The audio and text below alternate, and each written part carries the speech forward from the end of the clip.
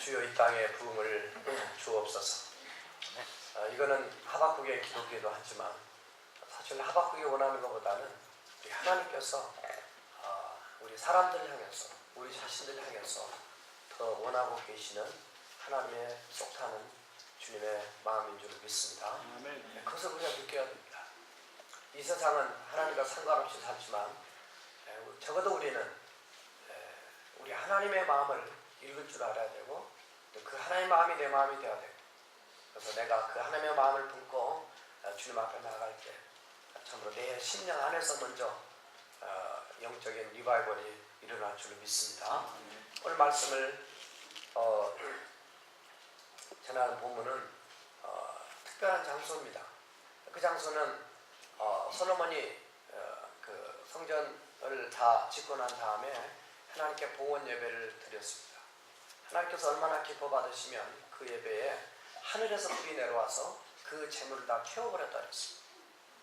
정말 전무후무한, 물론 그 전 역사도 있습니다. 그러네 그런 그 뒤에도 역사가 있어요. 그러나 놀라운 하나님의 은혜를 체험하게 되면서 정말 하나님은 살아계시구나, 너무나 감격해서 그 성전 안에 하나님의 영광이 너무 가득해서 감히 제사장에 들어갈 수가 없었구나, 그렇게 표현하고 있어요. 그런데 이 솔로몬이 드렸던 이 제사를 드리고 봉헌 예배를 드린 바로 그 장소가 어디냐면 바로 모리아산입니다. 역대하 3장 1절에 보면 그 성전을 건축했던 장소가 모리아산이다. 이 모리아산은 창세기 22장 1절에 들어가 보면 하나님께서 아브라함에게 이삭을 바치라고 했던 산이 모리아산입니다. 참 이상하죠. 이삭을 제물로 바쳐놓고 거기에다가 하나님 원하신 대로 이삭을 죽여서 제물로 드리려고 그랬는데 하나님께서 아브라함을 부르시면서 멈추게 하시고, 그리고 이미 내가 나를 경외한 줄 알았다. 그래서 준비된 그 순양을 드릴 수 있도록 이렇게 했던 것입니다. 구약의 예표로 이삭의 사건은 곧 이 땅의 구원자로서 예수 그리스도를 보여준 장면입니다. 자, 그런 영적인 뭔가 흐름이 있는 하나님의 계획과 뜻이 있는 그 장소에 하나님께서 놀라운 은혜를 베풀어 주셨어요. 거기에서 솔로몬만이 아니라 이스라엘 모든 백성들이 다 보았더라 되어 있습니다. 7장 1절에 보면 다 보았더라. 역대하 7장 1절에서 3절까지 다 보았어요. 놀라운 감격 앞에 하나님 앞에 은혜를 체험하고 풀어지게 됩니다. 자, 그런데 이 사실에 있기 전에 솔로몬은 6장 10절에서 42절 사이에서 이미 솔로몬은 이 성전을 봉헌하면서 하나님 앞에 왕이 기도합니다.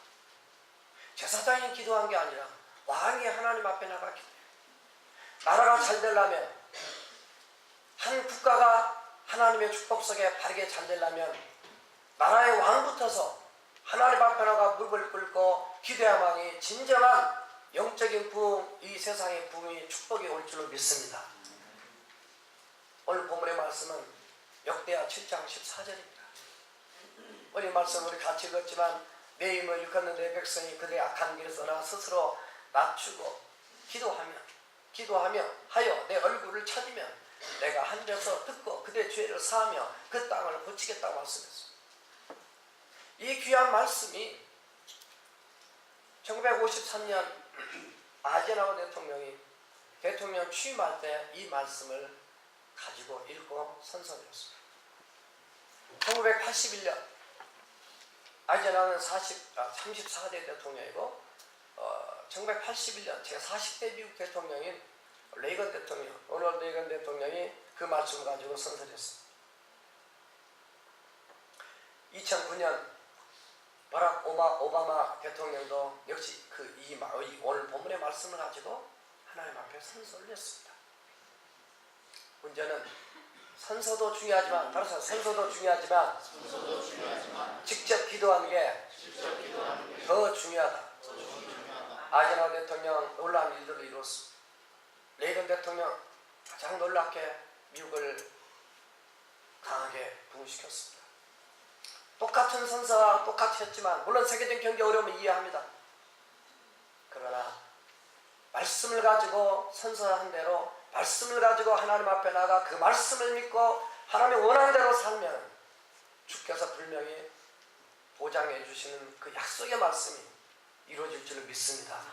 적어도 대통령이 기도해야 되고, 적어도 이 말씀을 듣고 참여하는 모든 미국 국민들, 미국에 살고 있는 저와 여러분들도 마찬가지로 하나님 앞에 엎드려 기도해야 될 줄 믿습니다. 자, 칼럼에 썼지만은 나라 정책과 다르다고 축도를 맡겼던 그 목사님을 밀어내고 다시 찾고 있습니다. 저는 적어도 한 나라가 잘 되고 한 우리 인생 개개인이 살고 있는 그 땅에서 정말 하나님의 은혜와 축복을 누리려면은 우리 모두가 정신을 차리고 정말 기도하면서 이 시대가 하나님 앞에 바로 가도록, 정말 영적인 리바이벌이 바로 이루어지도록 주님 앞에 엎드려 기도하면서 나가는 그러한 바로 기도가 절실한 그런 시대에 지금 우리는 살고 있습니다. 1월 21일 날 대통령 취임식이 있습니다. 두 번째로 취임을 합니다.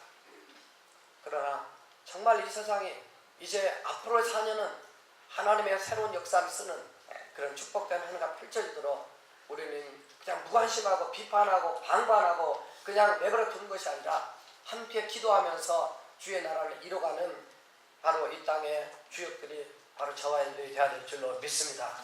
하나님은 솔로몬에게 나타나셔서 그랬어요.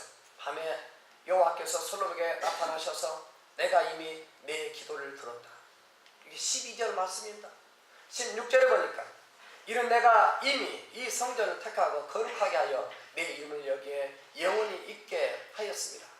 내 눈과 내 마음이 항상 여기에 있으리라. 저희 말씀 묵상하면서 계산해봤습니다. 솔로몬 성전을 지어놓고 이 놀라운 하나님의 응답과 약속을 받을 때가 BC 1034년입니다. 오늘 계산해보니까 지금으로 소급해서 계산해보니까 3047년입니다. 놀랍게 3047년이나 지났는데도 불구하고 아직 예루살렘은 하나님의 관심이 있습니다.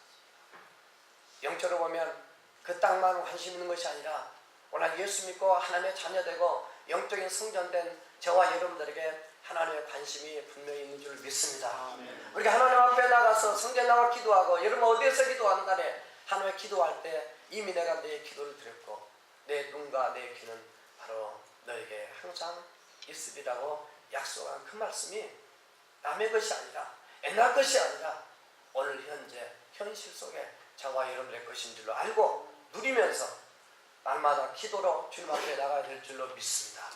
기도하면 내 심령이 부흥이 됩니다. 낙심됐고 좌절됐고 어두웠던 마음이 밝아지면서 힘을 얻게 됩니다.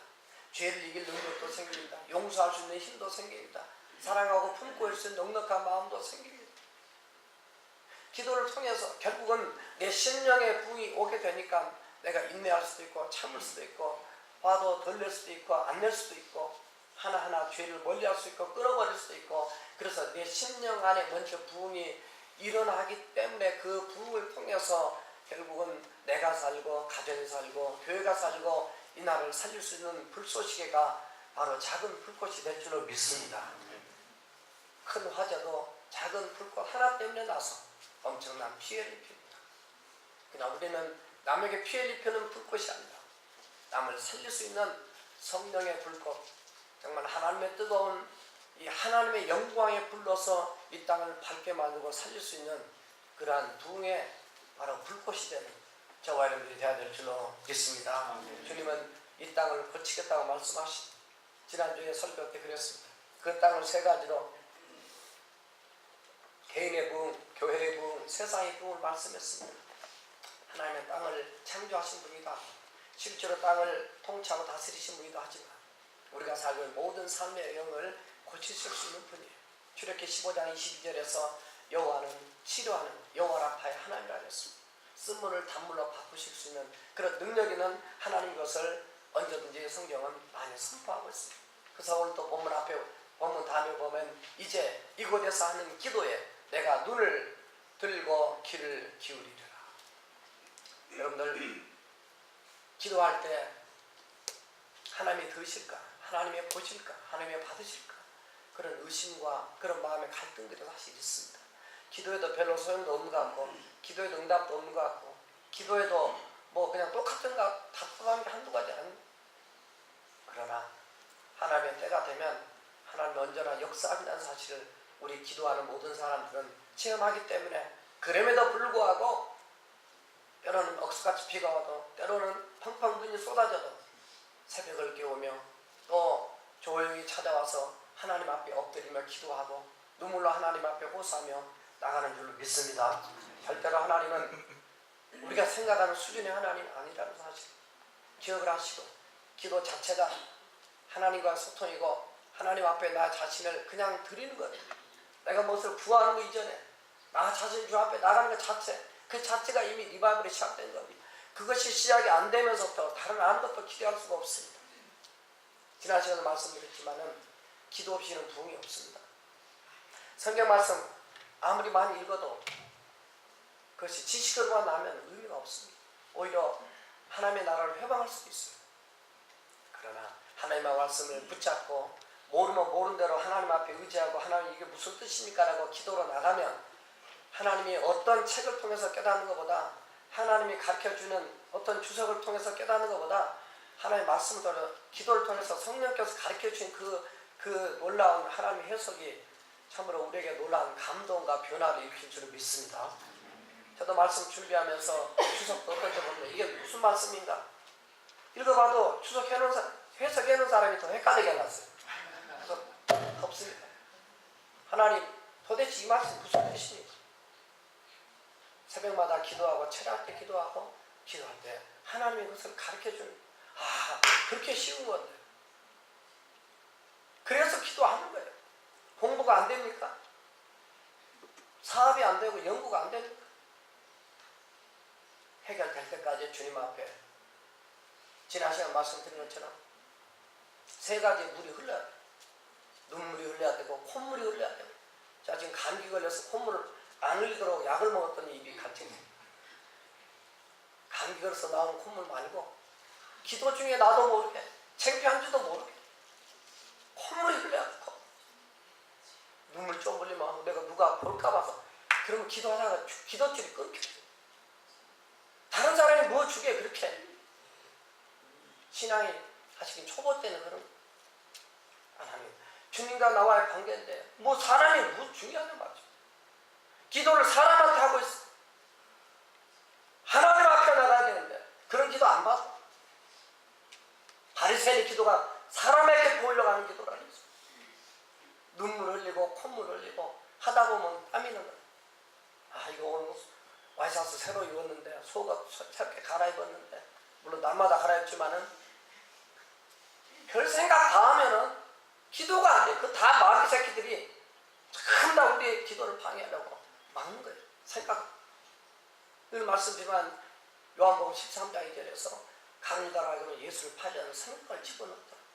얼마나 기도 중에 방해하는 거야. 저도 얼마나 기도 중에 방해를 많이 받는지 모릅니다. 여러분들 기도부터 이겨야만이 진정한 리바이벌이 여러분의 심령 안에 성령의 바람이 불어서 충만하게 여러분들이 회복됨으로 여러분 삶의 영역, 이 세상에 영향력을 끼치는 놀라운 축복이 일어날 줄로 믿습니다. 그러면 이 기도를 어떻게 해야 될 것인가? 오늘 본 말씀 통해서 따라서 해보세요. 첫째, 악한 길에서 떠나는 회개의 기도. 오늘 14절 보니까 내 이름으로 일컫는 내 백성이, 내 이름으로 일컫는 내 백성, 하나님의 백성이죠. 그들이 악한 길에 떠나는, 아니 하나님의 백성이 왜 악한 길에 있어요? 이게 문제였다는 거예요.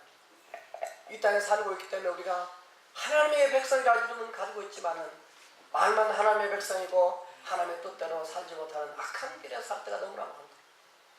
그래서 그 결과로 있는 것이 뭐냐면 13절에 혹 내가 하늘을 닫고 비를 내리지 아니하거나 혹 메뚜기들에게 토산을 먹게 하거나 혹 전염병이 내 백성 가운데 유행하게 할 때예요. 이거는 앞에 솔로몬이 6장 12절에서 42절까지 쭉 했던 기도 내용을 그냥 앞에 그 부분만 딱 함축해 놓은 겁니다. 그러나 6장 12절에 해서 하나님 앞에 솔로몬이 했던 기도의 내용들을 요약을 하면, 첫째는 이방인들도 이 성전에 와서 기도하면 그 기도를 들어달라는 얘기예요. 굉장히 솔로몬의 기도가 선교적인 기도입니다. 이해가 안 돼요, 사실은. 이미 솔로몬이 성전에 나갔을 때 성령께서 그의 마음을 주장했다고 저는 봅니다. 자기 나라밖에 모르는 그 사람들이 어떻게 이방인들도 이 땅에 왔습니다. 두 번째는 전쟁에 나가서 싸울 때 하나님 우리를 지켜달라는 기도. 마지막 세 번째 기도의 대부분의 내용은 뭐냐면 우리의 백성들이 하나님 앞에 죄를 보면서 잘못되었을 때 거기 내용 보면 때로 포로로 잡혀갔을 때라도 하나님께서 이 성전을 향해서 기도하면 그 죄를 용서해달라.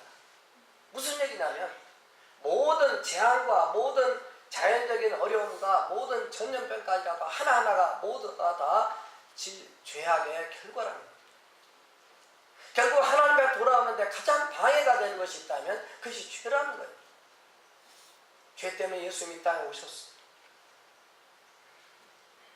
죄 때문에 예수님이 우리의 죄를 구원하기 위해서 해결하시고 생명을 주시게 부활까지 하셔서 오늘날도 복음이 선포될 증거가 되고 있는데 그 사실을 알지 못하고 또 다른 죄를 짓고 하나님의 백성임에도 그냥 하나님을 너무 가볍게 여기고 살아가는 이 세상 앞에 하나님 지금도 자연을 통해 말씀하세요. 아니 이스라엘에 구약에 보면 눈이 있습니다. 그러나 최근 들어 눈이 온 적이 없어요.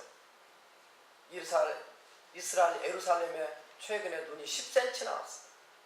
시리아 내전으로 죽은 사람은 지금 몇십만 명이에요.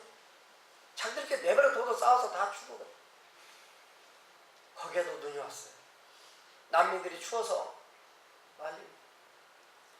이 세상 기후가 지구온난화 하면서도 왜 이렇게 추워버리는 건지 과학자도 기상학자도 뭐 어떻게 할 수 없는 거죠. 인간 힘으로 안 되는 거예요. 이 모든 자연적인 재앙과 모든 걸 보면서 우리는 이걸 어떻게 해결할까만 보면 안 됩니다. 그거는 해결이 안 되는 거예요. 해결의 열쇠는 우리 하나님이 주고 계신 줄 믿습니다. 진정한 해결은 말씀하셨어요. 진정한 해결은 회개밖에 없다. 모든 성경의 내용이 다 그렇습니다. 다 읽어봐요. 하나님 앞에 회개하고 나서 열쇠 주고 계신 하나님께서 해결해 달라고 주님하고 나갔을 때만이 역사가 일어났어요. 마치 요나가 니느웨 성에 가서 그들을 회개하라고 외쳤을 때 그들의 그 니느웨 성에 왕부터서 그리고 어린아이들까지 그리고 짐승들까지 3일 동안 식음을 전폐하고 금식하며 기도했더니 하나님 그 성을 용서해줬다. 니느웨 성이 어디 성이에요? 아수르예요. 북왕국 이스라엘을 722년 BC 722년에 멸망시켰던 그 나라입니다. 아주 나쁜 나라예요. 그런데 그렇게 이방 나라인데도 요나가 억지로 가서 선포했던 그 말씀을 듣고라도 그들이 회개했을 때 그 땅을 하나님 용서해 줬어요. 그러나 세월이 100여 년이 지나서 이제 결국은 뒤에 망하게 되죠. 어떻든 이 세상에 살고 내가 살고 또 우리 모두가 살도록 하기 위해서는 먼저 회개가 필요합니다. 하나님의 복을 주시고 축복하기 위해서 정말 우리가 준비될 것이 있었는데 따라서 마음의 그릇이다. 우리의 마음의 그릇이 깨끗하게 준비가 됩니다. 정말 여러분이 어떤 어려움과 힘든 일을 닥치게 되면요 모든 것을 내려놓게 됩니다. 하나님을 바라보게 됩니다. 내가 혹시라도 작은 잘못이 없을까? 하나님의 위치를 깨닫게 되면서 하나님을 씻게 됩니다. 하나님께서 야곱을 부르실 때도 그랬습니다. 야곱을 창세기 35장에서 너는 베델로 올라오라고 그랬습니다. 베델로 올라가라. 야곱은 정신이 들었습니다.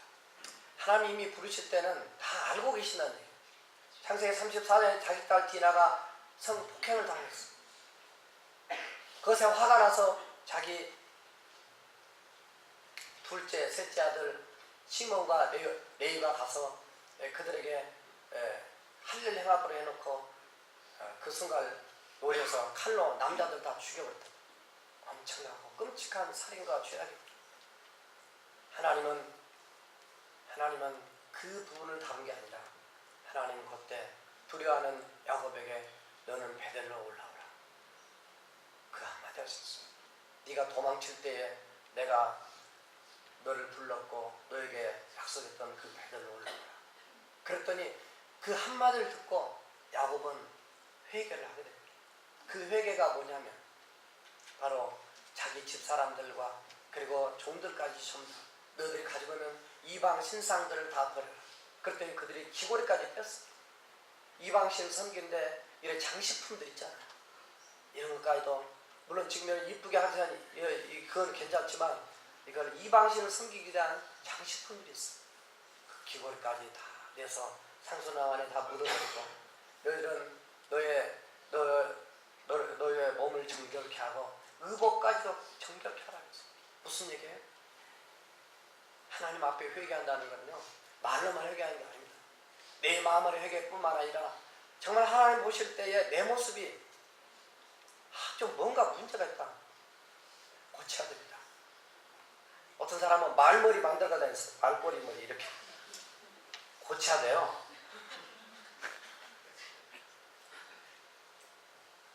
성령님의 강한 역사 들어가면 사람이 변화가 됩니다. 물론 그렇게라도 교회에 와야죠. 처음에 성령이 들어가면 그렇게 하고 다니다도 자기가 안 합니다. 왜? 자기가 하고 다니는 모습대로 그런 행동을 하거든요. 마귀 하는 것도 좋아요. 여러분들 지금 이렇게 이쁘고 점잖이 입고 다니고 그렇지 여러분들이 막 그냥 여기다가 막 피를 바르고 뭐 이렇게 귀고리를 막 뭐 희한하게 막 바르고 그냥 뭔가 껌도 짝짝 씹고 돌아다니면서 옷도 야하게 입고 여자도 돌아다니고 있어요. 남들이 볼 때 그 사람 예수 믿는 사람 안 봅니다. 마귀가 좋아요. 죄짓게 만들고 유혹하게 만들고 타락하게 만들고 자기도 죽고 남도 죽게 돼요. 성경이 다 보세요. 예수 믿으면 다 야곱이 식구들하고 다 버리고 하나님 앞에 올라갑니다. 우리가 정말 날마다 회개하고 날마다 부흥하고 날마다 우리가 하나님 앞에 새로운 축복을 받는 인생이 되려면은 우리의 말부터서 우리의 행동부터서 이 내 마음에 더러운 것들을 하나하나 제거해야 됩니다. 다 제거해요. 사람은 모르는 것 같지만 하나님 다 아십니다. 제가 늘 말씀드리지만 우리 인생은 빙산의 일각밖에 못 봐요. 그러나 하나님은 이 바닥에 떠있는 얼음의 9분의 1만 우리 인간을 보고 판단할 수 있어요. 그러나 나머지 잠긴 9분의 8까지 하나님 다 하신다. 여러분 혼자 있을 때 무엇을 하는 거고 둘이 모였을 때 무슨 얘기를 하는 거고 셋이 모였을 때 어떤 행동을 하는 것인지 하나님 다 아세요. 그것이 해결이 안 되면은 여러분의 삶 속에 진정한 부흥은 없습니다. 기대하면 안 됩니다. 그건 욕심이에요. 우리의 마음의 그릇이 더러운데 거기다 또 축복을 갖다 주면 그것까지도 더럽혀요. 지금 이 땅이 그런 땅이에요. 이 세상이. 그러니까 너무 가슴이 아프고 안타까운 거죠. 우리는 그냥 나만 잘 살고 나만 잘 먹고 나만 편안하면 되겠다 이렇게 살아서는 안 되는 시대에 우리가 살고 있다 그 말이에요. 나도 똑바로 살아야 되고 또 우리 모두도 함께 잘 끼어서 살아야 돼요. 이 세상을 놓고도 우리가 기도해요. 그렇지 않으면 세상 소망 없습니다.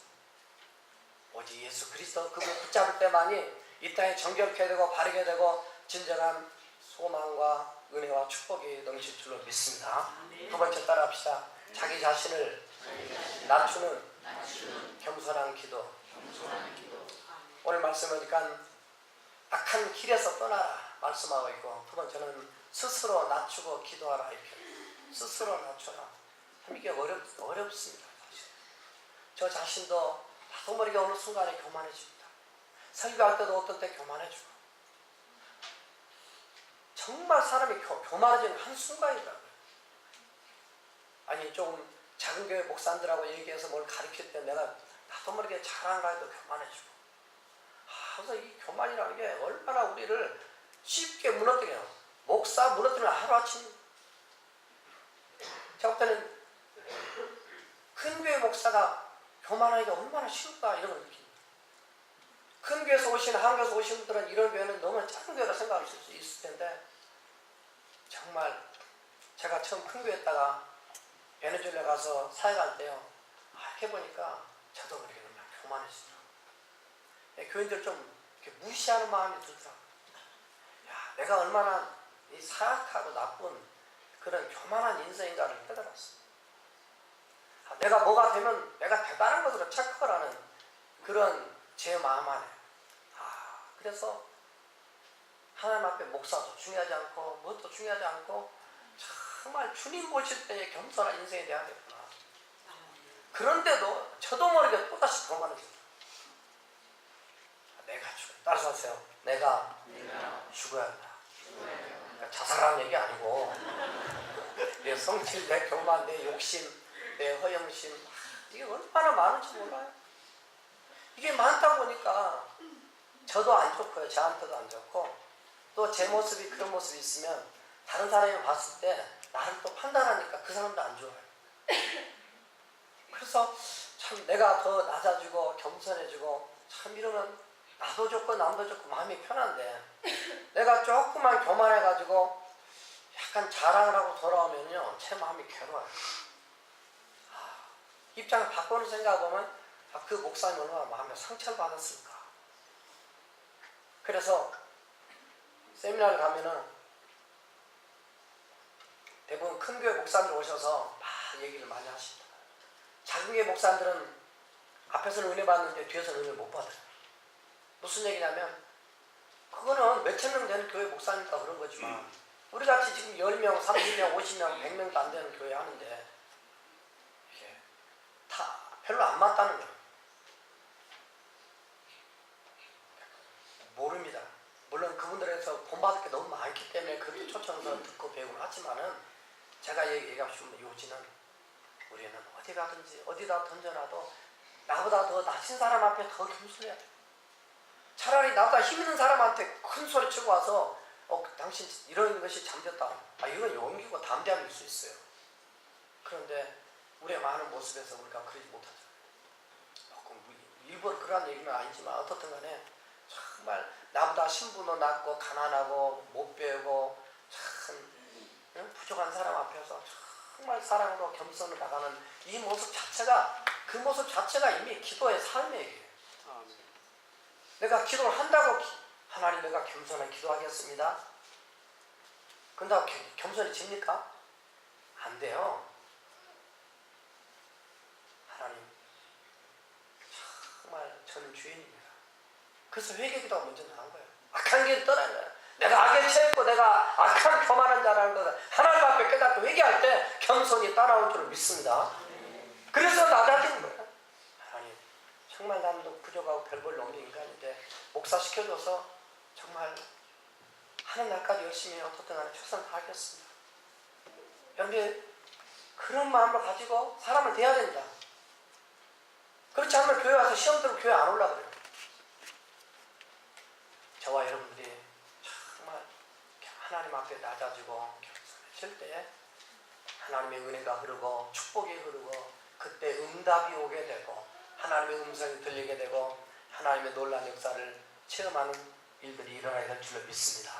그렇게 될 때 오늘 말씀에서는 뒤에 그랬어요.